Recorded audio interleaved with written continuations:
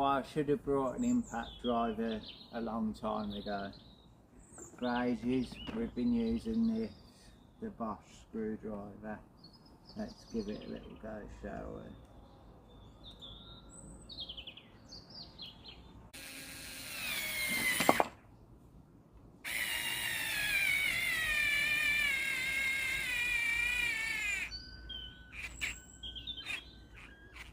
Just about gets the screw in. Any bigger screws than that, you have to hand tighten them afterwards. Now this, so let's have a go at this one, shall we?